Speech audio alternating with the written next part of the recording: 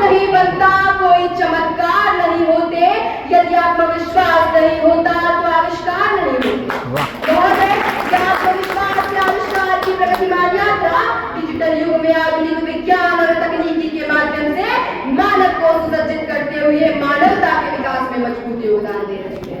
इसी आधार पर मैं साक्षी मिश्रा, छात्रा परास स्नातक तृतीय वर्ष, आज विषय के पुरजोर पक्ष में अपने अतार्किक तथ्यों और सुसंगत दृष्टांतों के माध्यम से बड़ी ही मजबूती के साथ कहती हूँ कि डिजिटल युग ने मानवता पर संकट नहीं खड़ा किया, अभी तो हमारी मानवता को नित नया आकार दिया है, जो हमें विकल्पों पर नहीं संकल्पों पर प्रगति की शपथ की ओर ले जाता है।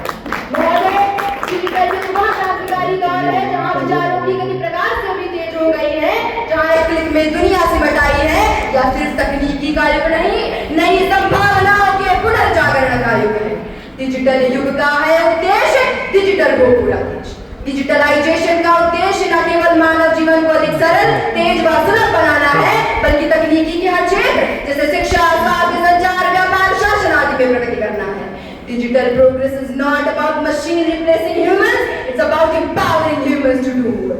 महोदय, मेरे विपक्षी मित्र डिजिटल युग को मानवता के लिए संकट मानते हैं, वही मैं इसे मानवता की प्रगति का स्वर्णिम अध्याय मानती हूँ। यह वह युग है जिसने हमें जोड़ा है, तोड़ा नहीं, यह वह युग है जिसने दूरी मिटाई है, बढ़ाई नहीं। यह संकट नहीं, मानवता के लिए अवसरों का सुनहरा दौर है। महोदय, डिजिटल युग ने मानवता पर संकट नहीं खड़ा किया है तब जब वैश्विक संचार और एकता वर्ल्ड यूनिवर्सिटी कम्युनिकेशन के अनुसार इंटरनेट ने वैश्विक संस्कृति, सामाजिक संवाद और ज्ञान साझाकरण को व्यापक बनाया है। इससे कंपनी और नागरिक अब तत्काल संवाद कर सकते हैं, जिससे आर्थिक और सांस्कृतिक वैश्वीकरण तेज हुआ है।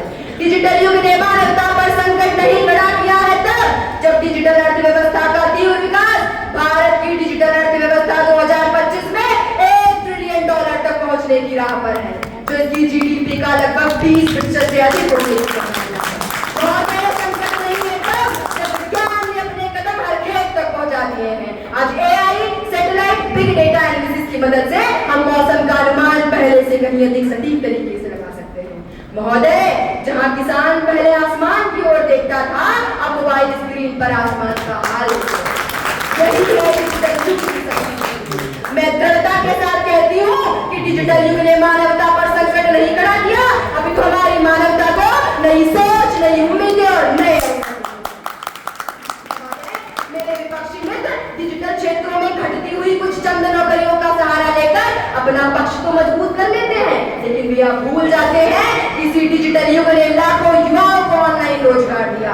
भारत में अब 1.3 करोड़ से अधिक युवा डिजिटल प्लेटफॉर्म से जुड़कर कार्य कर रहे हैं। यह बेरोजगारी नहीं, स्वावलंबन की दिशा है।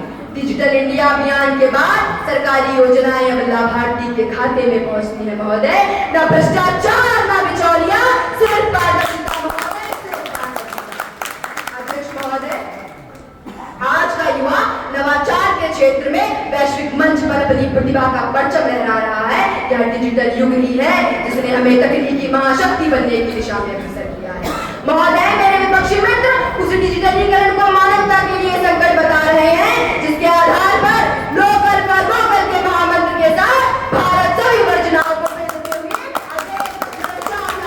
डिजिटल स्टार्टअप के साथ वैश्विक पटल पर तीसरे स्थान पर है।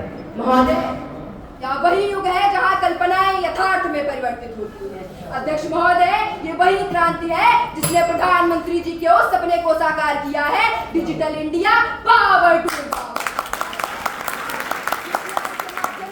130 करोड़ से अधिक डिजिटल ट्रांजैक्शंस हो रहे हैं। ये वही देश है जो कभी कैश इकोनॉमी कहलाता था, आज कैशलेस इंडिया बनने की राह पर है।